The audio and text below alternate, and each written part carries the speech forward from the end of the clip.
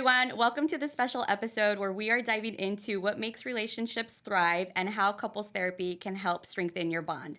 My name is Valerie Rivera, and I'm a licensed clinical social worker, couples therapist, and owner at Inner Solace Therapy.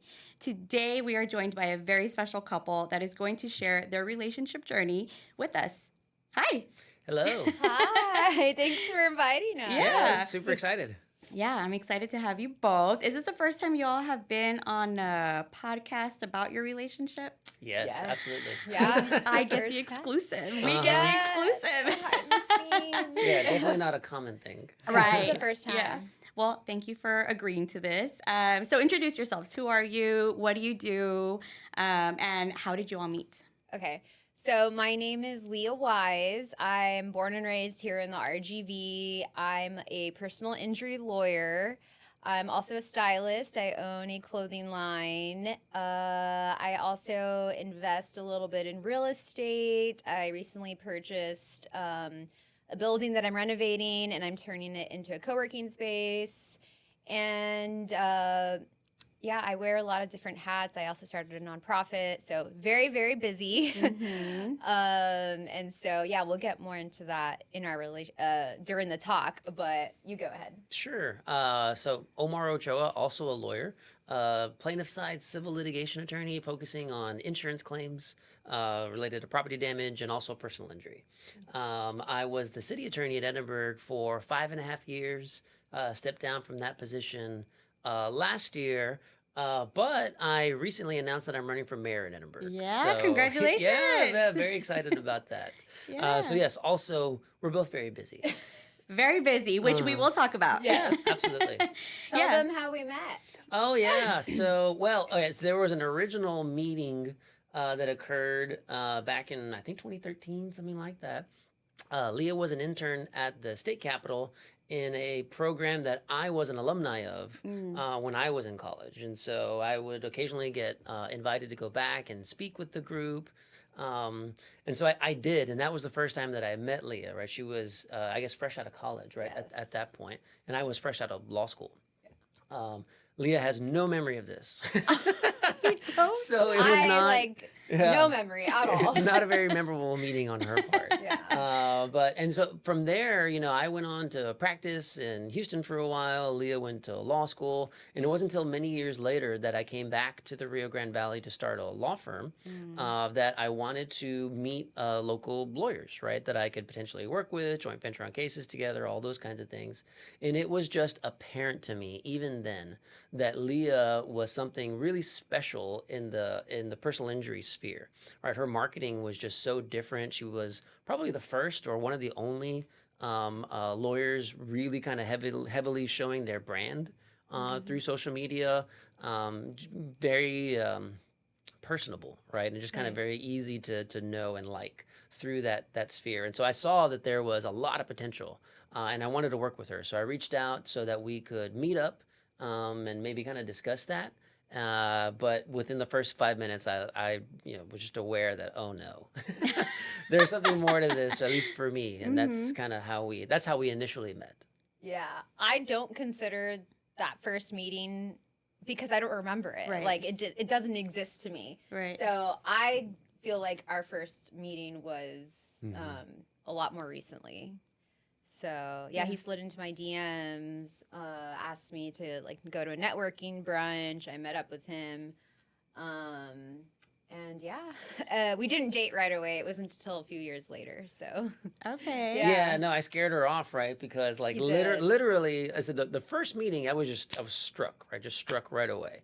But not wanting to be the type of person where it wasn't known and, are we or are we not interested in each other, whatever. I wanted to tell her right away. which he did. Because that was my style, right? So literally... Very direct. Exactly. So literally the second time we met, I told her, right? And I was just flat out, straight up. I said, hey, would you like to go on a date, right? Because I'm interested. And like I said, I wanted to make my intentions known. Right. He was trying to be like the nice guy and make his intentions known. Right. And I was like... Yeah, This she is- freaked out. I freaked out. And I was like, Let me get back to you on that. Not And the then proper approach. yeah. Yeah, no. But it was cool. We stayed friends. We stayed friends. And Leah is like I said before, is a brilliant lawyer. I mean, truly. And so just continue to engage on that friendship level, on that professional level, for several years, right? Right. And then finally, kind of all stars aligned, and everything happened when it was supposed to. Right. Yeah. Yeah. So what I'm noticing right now is you all are talking about how you first met, right? There's different perspectives, there's different memories of how Right. this came to be. Right. And that's okay, right? Yeah. But the other part is like the admiration I think that you have for Leah, even, after all these years.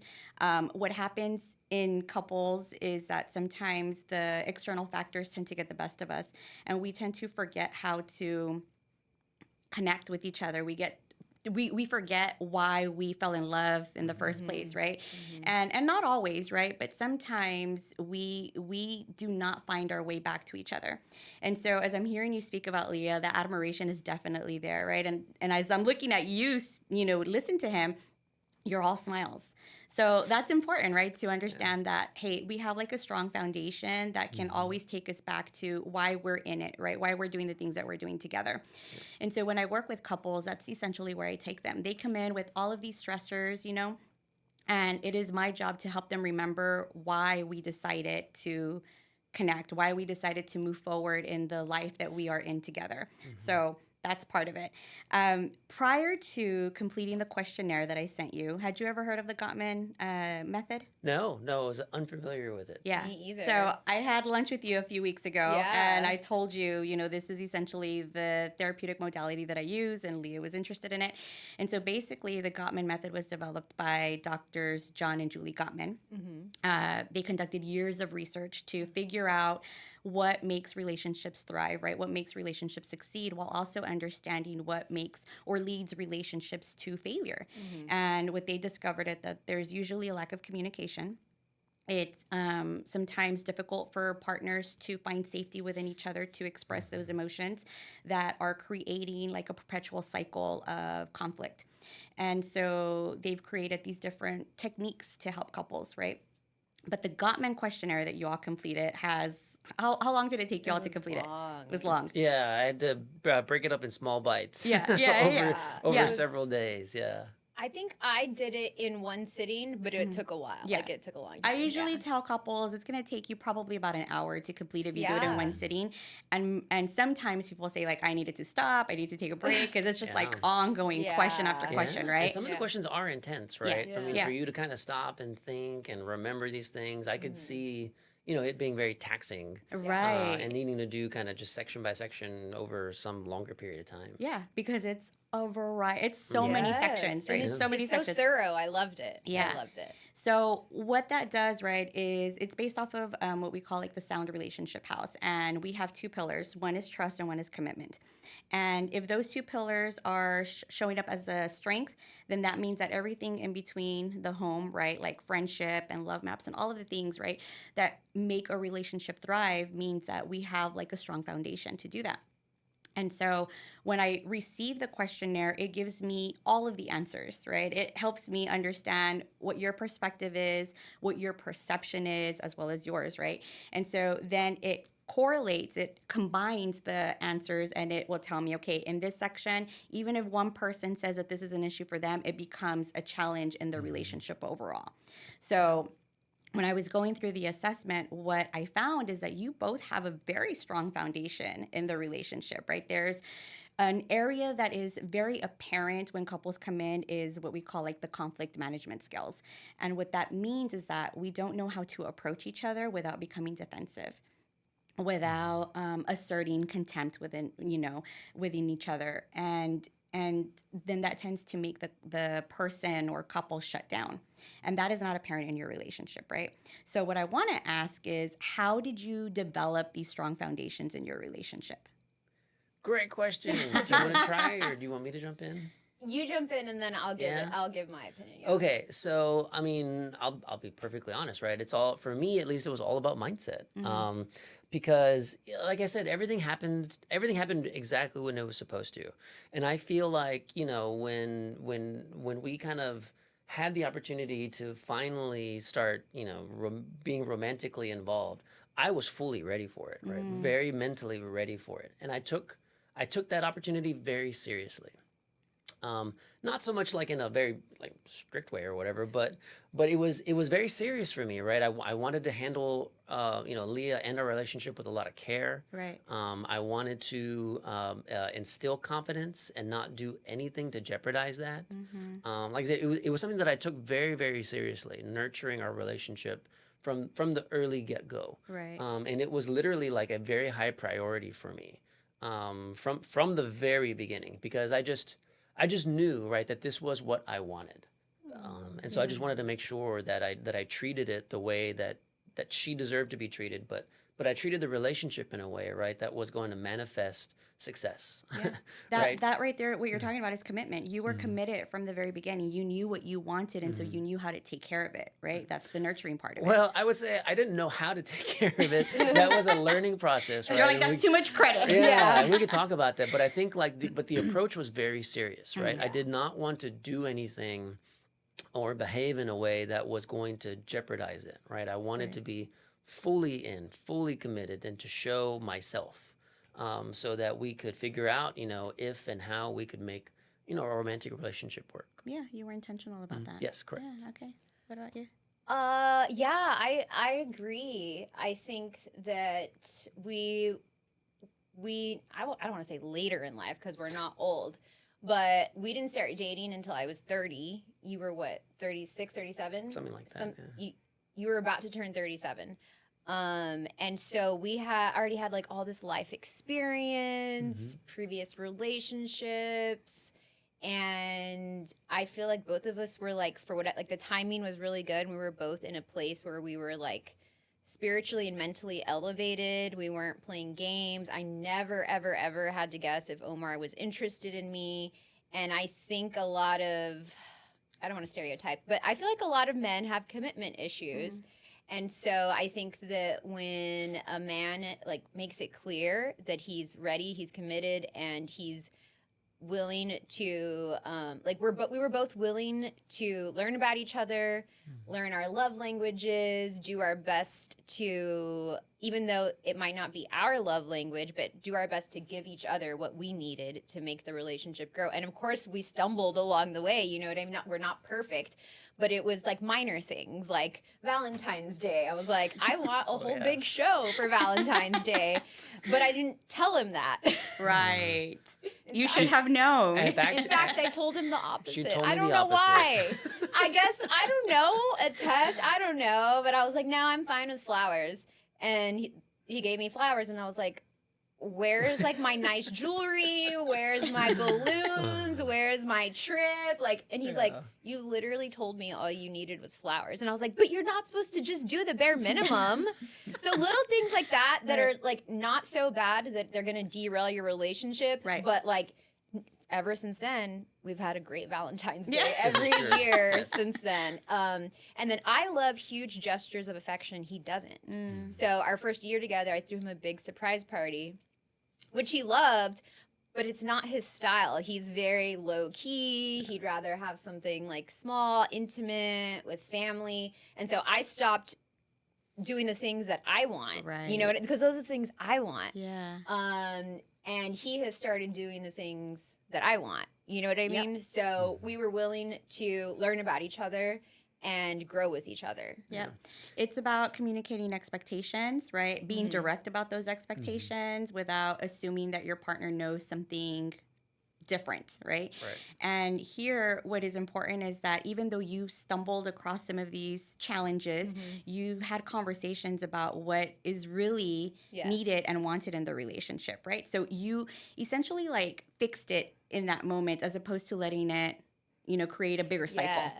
That's correct. And I'm actually really glad that you said that, because that was something I was going to interject with, which is, the realization, I think what you talked about, that trust factor, just knowing that, even like micro harms to each other can build over time. Right. And cause resentment in the relationship, and just alter the way that you interact with each other. Mm-hmm. And so just like understanding that, I knew from the very beginning I did not want to ever, microaggressions, passivity in a way that was unbecoming, really just never wanting to lash out or act out or have contempt, right? Right, And so all of my interactions with Leah then and still now, right, I try to be just like respectful is probably not the right word, but Respectful? yeah, but just like Yeah. very like intentional with Yeah. it, right? And not playing games and not trying to hurt her because I'm hurt, right? That's Right. just not the approach that I've taken, and I think it's really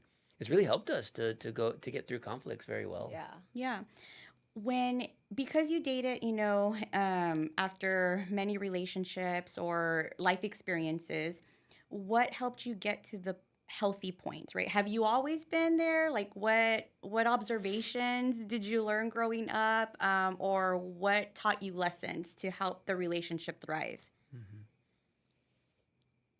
So I'll say it, right. I'll jump in, right. So I did have a previous marriage, right before Leah, and I feel like I learned a lot about myself, Right. about what I want, who I am, right, all those kinds of things, Right. and I think that really helped in a lot of ways on my kind of just growth and development as a person. Mm-hmm.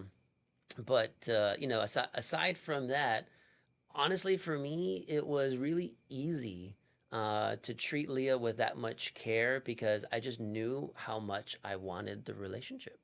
Right? The description for me was it was just like natural, right? Just falling inside of her gravity, and there was no way to come out of it, and that's just what I wanted, and so Yeah. That's so wanted to take poetic. it very seriously and act, like I said, very intentionally. Yeah.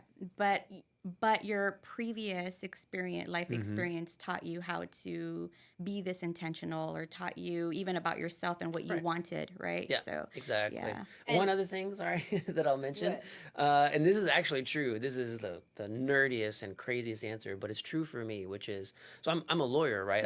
I'm a trial lawyer. I'm a litigator. So I go up against other lawyers in very like contentious situations all the time. Mm-hmm. And there are some lawyers who have this very brash style and they always want to fight and they're always trying to one up you, right? In one way or another. That's not my style. So I feel like also over time, being a trial lawyer, I've learned, right, a way to kind of manage those very potentially confrontational situations and to Right. keep it, on a friendly, respectful manner. And in a lot of ways, I feel like, yeah, that's kind of helped me to stay calm in what could otherwise be kind of heated situations. Right. Yeah. Yeah. So when we first met and he asked me out on a date, and I knew that he was divorced, I was like, I don't want to be with a divorcee. They're damaged goods. Yeah. But I was thinking about it all wrong because he had learned so many lessons that he like could use for the future, and I think that's the wrong way to look at being with somebody who was previously married, because yeah, he learned a lot, he changed, or I don't know if you changed, but I don't know what you were like in your marriage, but you still learn a lot about conflict and how to handle conflict. And then I'm a lawyer as well. And I do think that being a lawyer teaches you how to effectively handle conflict to get your way. Right. And why'd you laugh?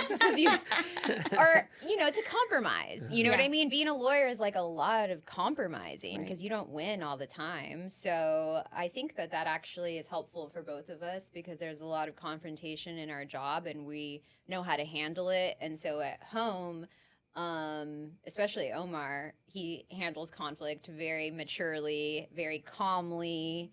I'm a little bit more heated. But after being with him for so long, I have also learned that not everything has to be a big deal. Right. You know what I mean? Like there is a way to handle my frustrations and my feelings in a mature way where I don't have to raise my voice. We've never engaged in name calling ever in our entire relationship. I've learned a lot from him. I really have. I've learned a lot from him on because he has never raised his voice at me. He's never thrown things. He's never been violent, never name call, nothing like that. And so I want to give him the same respect. Right. So, And that creates a sense of safety and security in the relationship, Yeah. right? So that when one person is feeling, I don't want to say disgruntled, but having an emotion outside of like the joy and the content and all of that, right? Because we do have to feel those things, that you're able to go to each other and have conversations, open conversations about what it is that needs to change or what it is that the other person needs, right? So, well, let's talk about this questionnaire, right? The assessment that you all had. So, one of the, when we talk about strengths, there's always areas of improvement, areas of growth, right? I think relationships should always thrive off of these areas of potential growth, right? And what happens is that the relationship no longer stays in the same phase. It moves into a different phase, right? Once we've learned how to do XYZ, it goes into a different phase. So your relationship started in a phase of dating. It went into the proposal. It went into the marriage, right? Yes. And then you're not gonna stay in this phase forever, right? There's gonna be a different phase, whether that's family, whether that is, other things. Right. And so what came up here is that one of the challenges is prioritizing fun and connection.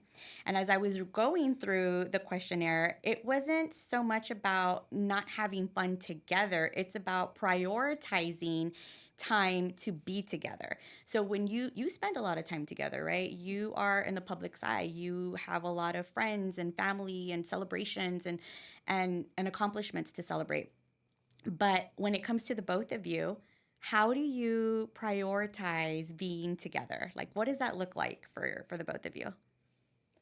Well, we're obviously both very busy and we are both very work oriented. And then I have a lot of friends and I love to hang out with my friends, so I prioritize them too. But I would say that our evenings, like I would say like 7 to 10 p.m. is like our time. You know what I mean? Like we spend all day away from each other, and then 7 to 10 p.m. is like, okay, that's like the 3 hours a day that we like get together. And Omar loves to watch TV. And so I've had to ask him, like, hey, let's talk before you turn on the TV. Let's talk about, because he's an introvert, I'm an extrovert. Yeah. He internalizes and processes things internally. I have to talk about things. I have to like, okay, this is what happened in my day. This is what this person said to me. This is what happened. And this is all of the things that came up. And that's how I process it. And then I feel better. And he's not like that. He's like he's an introvert. He's like, let me watch TV, process the day, unwind, relax. And so we have different, like, very different personalities. And so this has been a topic of conversation for us several times. Like, hey, I need to talk it out. And then sometimes he's like, I can't always talk it out. I need to process and then I can talk it out. Right. But I would say we're pretty serious about prioritizing those few hours every day in the evening. Sometimes it doesn't always happen because we have events or we have birthday parties or one of us is out of town. So it's not like a 7 days a week, but we really, really try and prioritize those evenings and weekends together. Yeah, that's true. And I'll say for me, I need that time with Leah because it's actually restorative for me. So Leah's right that in being kind of introvert minded, it just means like I think things right kind of before I say them. Right. I'm not. Yeah, no, it's opposite. But for me, going through a whole day of work and meetings and employees and clients and just all of those issues, having my alone time with Leah is incredibly restorative for me. And so it is something that I prioritize. We just needed to learn how to do it together. Right. Because I love being around her. And I look forward to doing that. But obviously I need to do it in a way that's restorative for her too. So like for me, if I can come home, right, turn on the TV, watch some interesting movie while eating a bowl of popcorn and she's right next to me, I feel centered all over again, right? But obviously she needs something. She needs a different experience than that, right? And so we figure that out. And then the other thing, like Leah said, I work a lot, and I love it. I love being a lawyer. I love working. I love feeling productive. It's actually a high motivator for me, right, to be able to do that. And so we had to learn how to make that work too. Right. And so I have now this whole setup where I can work with multiple monitors in bed. Next to me. next to Leah. And we're both getting what we want, Yeah. right? Which is Yeah. we're talking about the day, or we're talking about something, and I'm still doing this, and I'm talking to her, and we're 3 experiencing screens. it together. Yeah, but I but think you've posted it on your Yes. stories at one point, and I was like, "What Yes. is that contraption?" yeah, but I'll tell you, I mean, that's part of the reason why. I mean, I just knew that this just works so well for me, for us, whatever. She lets me be my crazy, right? My version of crazy is just like trying to go and get things done, but also wanting to be around her, right? And we Right. just, that space that she allows for me, I can't even like describe how important it is. Right. Yeah, I like I said, I'm an extrovert. I need to talk. I need to be around you. I need to feel you. Like that's just how I am. And he needs to work. Like that's what like brings him joy. And so we compromise to where he has his whole setup in bed and I might be working too, but we're working right next to each other and then we'll stop and like talk about something and then we'll go back to work and we'll stop and like talk about something. So it's really good quality time. When you think about prioritizing fun together, what would that look like? What's your ideal time of? He's like, I just described it. Actually, I did. No, we love to travel, right? We love to experience new things and go places together. And so I feel like that's a big priority for us, right? Is we do try to carve out that kind of time. We both love fitness. We both love traveling. We both love food. We both love music. We go to a lot of concerts together. Yeah. We both love movies. We have a lot of common interests. So I think that helps a lot because we love all the same bands. We can go to the same concert. And we're like singing and dancing. I'm still in my club girl era. He is not. He is not. And so he's like, you go do your thing with your friends, and that makes you happy. Right. And I'm gonna stay home and do my thing. And so I don't think if he was like that kind of like super jealous, like, no, you can't go out and have girls' night, I don't think we would work at all. Mm-hmm. But we sort of give each other the freedom to do what makes us happy separately so that we can be happy together. Right. Yeah. Why do you think that works? Why do you think it works to allow Leah to still find time to fulfill her interests and vice versa? Yeah, because she's a person and she has her own thoughts and feelings and emotions and things that she wants to do and accomplish. And, she has a set of friends that bring her a lot of joy. Mm-hmm. And for me, her living with joy is important because that brings joy to me. Having her just next to me, with me, in my presence is not what I want. I want the Leah that I love, that everybody loves. That's so joy-seeking and full of life. And the only way that she can do that is to, do these experiences that she needs to do. And so I'm happy to allow her that space to do it because, it makes her happy. Right. And I believe that it also strengthens the relationship, right? I think sometimes when couples have been together for a long time, or even when they start dating, they believe that, hey, like I'm the only one that can fulfill you and vice versa. And that is not it. Like you said it. She is a person, you are a person, right? And that doesn't mean that all of our interests need to be done together or experienced together, right? We need to have other people in our circles to fulfill certain things for us. So, I always talk about how my husband is my best friend, right? But it wasn't always like that. Like we had to learn how to get to that. We didn't start being best friends at the beginning. We learned how to allow each other the space that we needed. And I think that it's wonderful when people start from that space, right? Because it allows that foundation to strengthen over time.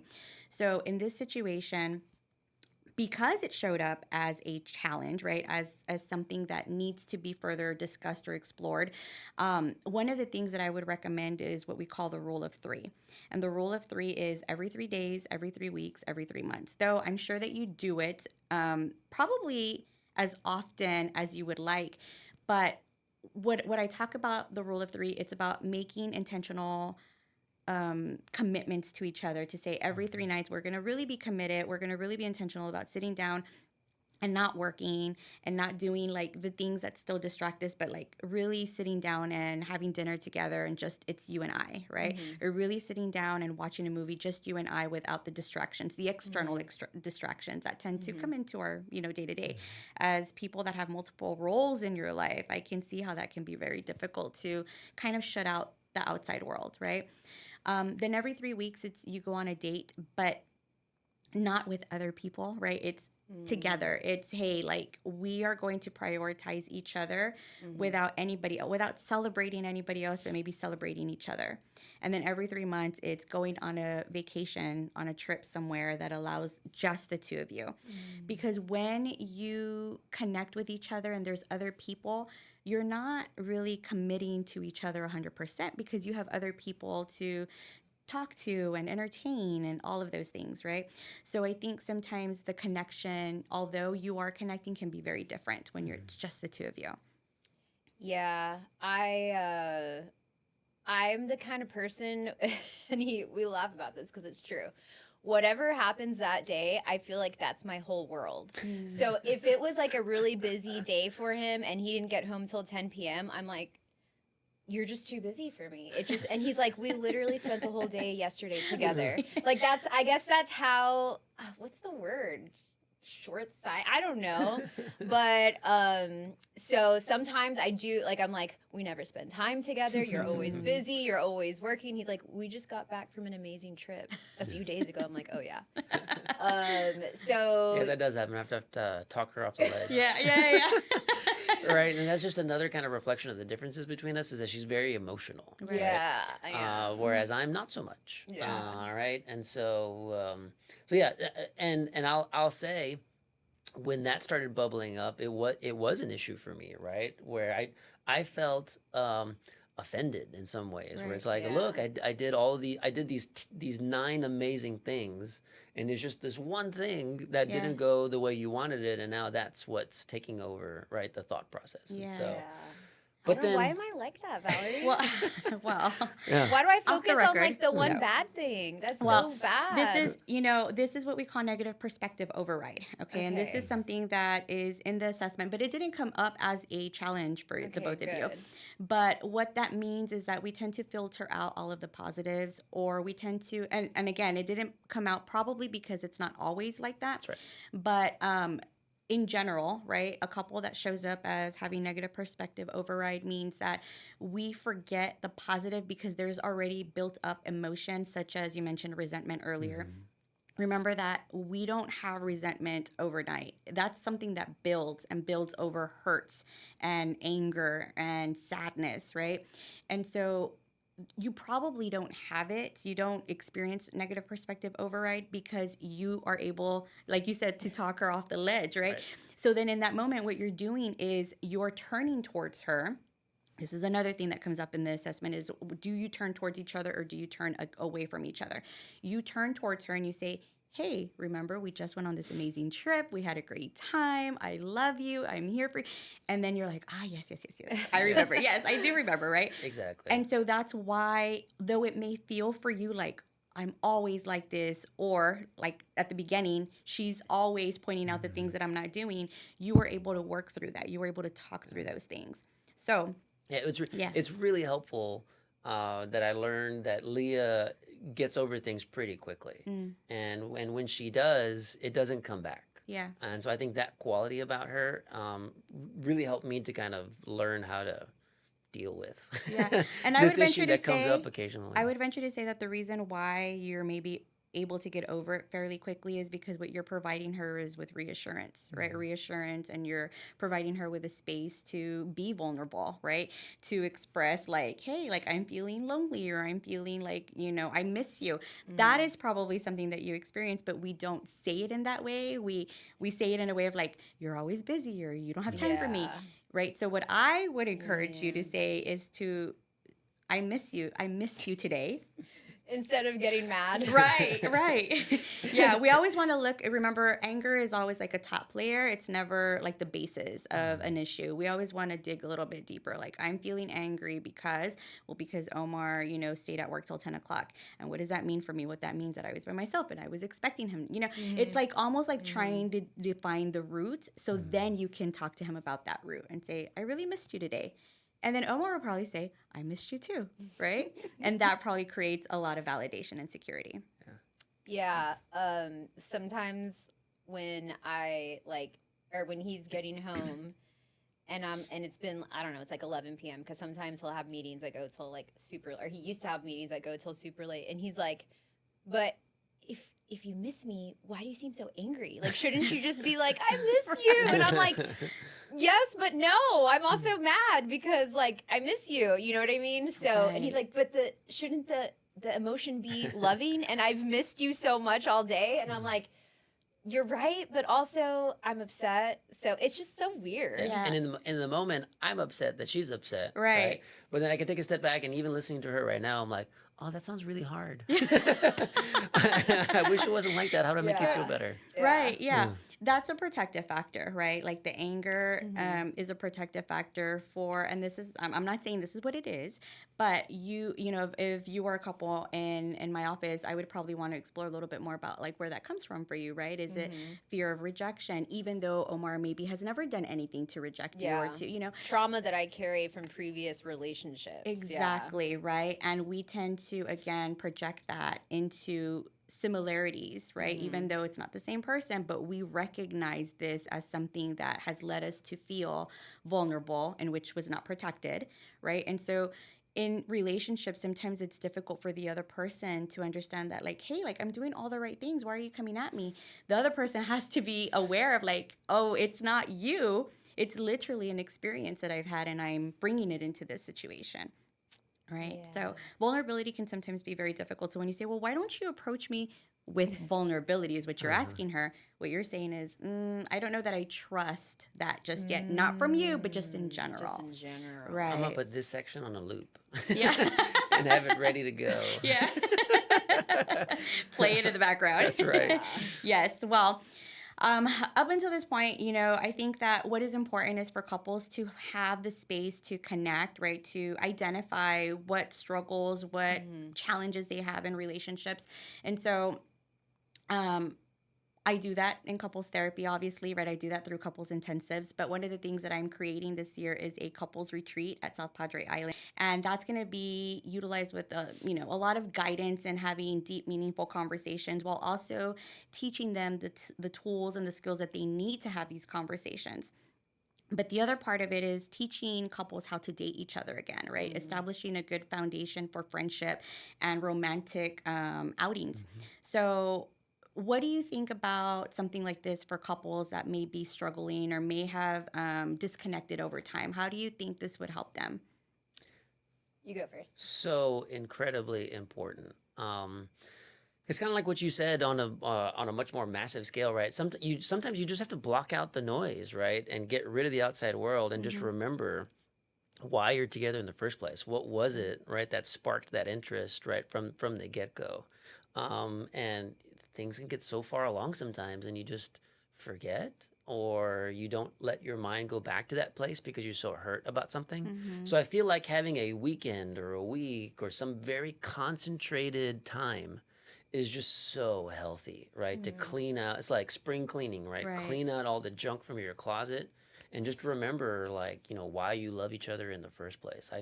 Just hearing you say that makes me excited. Like, hey, we should try something like that. It's weird that you say that because I feel like I don't feel like we or at least not me. Like I don't feel like I want to stop dating. Right. You know what I mean? Like I still very much look forward to when he's like, "Hey, let's go on a date this week." You know what I mean? It's not something that I dread. I'm like, oh, I don't want to spend time with him alone.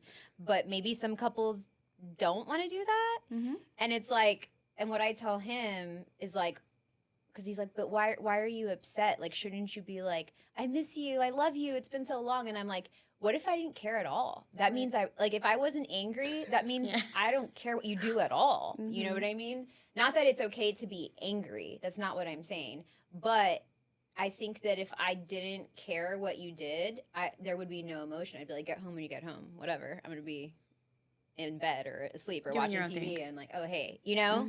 So maybe anger is better than... She's still very focused on our previous Anger conversation. is better than nothing. I know. Not so much on the retreat question. Yeah, okay, sorry. But no, the retreat, and I think, like you said earlier, a lot has to do with communication. I think that we have really good communication, and that's why we've been able to grow close. But I think some people are more passive in their communication, and there's just all this built up resentment. And to have somebody like you, and for them to spend the whole weekend with you, coaxing things out of them, talking about their feelings, all of that stuff, because thankfully, but also not thankfully, I want to say everything, so there's never any secrets. Right. You know what I mean? Right. But I do feel that some people, more introverted, passive people, they hold it in until somebody coaxes it out of them. Right. Yeah, totally true. You have to be yourself around your partner, right? And that's true for me too, right? Because Leah's right. For me, I like to manage things internally, right? And if I don't understand something, I want to think about it first before I start talking about it. But she really pushes me sometimes to explore an emotion, even if I'm not fully aware of it. And so I feel like, these couples retreats is a really good way for people to drop the veils that they may otherwise carry in their lives, because they're not, all they're doing is focusing, right, on being with each other. But you have to be yourself. You've got to be willing to let all of that go and to show kind of your vulnerabilities and who you are, because otherwise, one, you're missing out on the connection that you could develop. Right. But two, you're not being fair to your partner to show them fully, right, who you are, so that they can learn how to engage with that. Right. Absolutely. I think what is important is that there are barriers that may disconnect or may lead to couples reconnecting. And we have to work through those barriers, right? We have to be able to kind of like explore the hurt and the disconnect in order to get back to a place of dating each other. Sometimes couples want to rush through that. They want to say, okay, like forget what happened and let's just go straight to, being together again. That doesn't work, because again, we have something in the background that's perpetual that essentially will come up because we have triggers within us. So this retreat is really about allowing couples to explore what some of those barriers may be for them, teaching them the tools to really communicate with each other. We tend to, what is that saying? Like we tend to listen or hear to respond or listen to respond. Oh, yes. As opposed to like really listen to understand. Yeah. And this is where I come in and I teach them how to do that. Yeah. And that can be really hard because we have a lot of emotions coming up. Our go-to is to always want to defend ourselves, right? Our stance on something. And so while doing that, then there's also some time for dating. And that is essentially what I want to get to, right? So I'm excited, for this opportunity for couples to come on board and start to really explore their relationships and what that looks like for them. And I feel like what you're doing is so needed here because of our machismo culture. I do think, and I'm not being a hater on my own culture, but I do think that a lot of men in our culture refuse, I don't know, to go to therapy. You know what I mean? Because it's like, I'm not doing that. That's like... Yeah, vulnerability is very hard. Vulnerability is really hard in our culture for Even men. for me, I feel in some ways more elevated, but really I'm not. It's hard for me to be vulnerable, And he's not like so I a still get super it. like macho, I'm right, your property, blah, blah kind of person. And even, for me too, I'll admit it. It's hard for me to admit fault and be vulnerable. So it's really good work that you're doing. I'm excited for the couples that are going to go and work with you because it's going to be really great for them. Yeah, I'm excited too. I'm excited for something like this to be offered, in the area. I know that there may be a retreat that is offered in the area that's religion-based, right? And mine will not be religion-based. And so it gives other people an opportunity to explore what works for them. So yeah, I Wow. want to thank you both for coming, for being vulnerable, right? And Yeah. sharing, This was fun. yeah, letting us into a little piece of your relationship behind the scenes. Yeah. So thank you so much. for introducing us to that test, because it really like got me thinking a lot, you know. Let me answer this correctly and see if this is causing friction or in our relationship. So I highly recommend more people do that test. Yes, yes. So thank you. Thank you so much. Thank you, Valerie. Yeah, absolutely. If any of this resonated with you, I encourage you to talk to each other and discuss what challenges and what strengths you have in your relationship. And if you're open to couples therapy, please reach out to me via Instagram at Inner Solace Therapy or by visiting my website, innersolacetherapy.com. I look forward to the next time. Thank you.